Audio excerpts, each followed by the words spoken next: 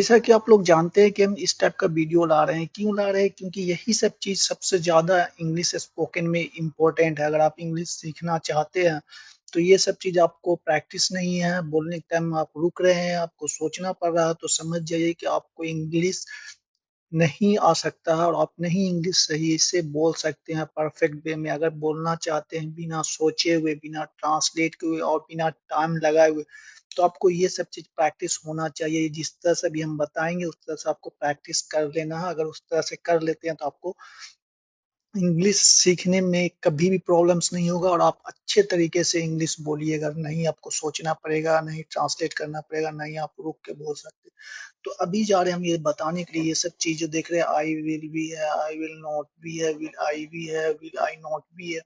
ये सब चीज़ को इतना परफेक्ट वे में कर लीजिए कि आपको बोलने के टाइम में आपको प्रॉब्लम्स नहीं हो। क्योंकि जो नया-नया सीखने वाला होता है ना, वो सबको ये सब बोलने में बहुत ज़्यादा प्रॉब्लम होता है। वो इसको बोलते टाइम में टाइम लेता है, सोचता है आई के बाद क्या होगा, फिर उसके बाद विल बोलता है, विल के बाद क्या होगा, ऐसे सोचता है। जिस तरह से उसको बहुत टाइम लगता है और वो इसीलिए उसको डिफिकल्ट लगता है इंग्लिश सीखने में, बोलने में। तो इसलिए हम ये सब चीज़ आपको ला रहे हैं। अगर आप इसको अच्छे तरह से प्रैक्टिस कर लेते हो तो आपको कभी भी प्रॉब्लम्स नहीं होती। एक बार और हम अच्छे से रिपीट करते हैं इसको किस तरह प्रैक्टिस कर लेना है।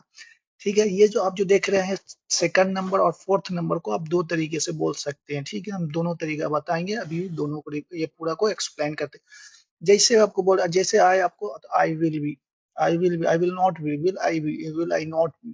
क्या बोलना? I will be, I will not be, will I be, will I not be. अब देखिए एक और तरीका बता रहे हैं। जैसे इसको पहला वाला बोलना आई विल बी, दूसरा वाले को आप बोल सकते हैं आई वॉन्ट बी। ठीक है, आई विल नॉट बी को सिंपल वे में क्या बोल सकते हैं? I won't be. फिर उसके बाद ये थर्ड वाला को वैसे ही बोलना होगा, विल आई बी। ठीक है, फोर्थ वाले को आप बोल सकते हैं वॉन्ट आई बी।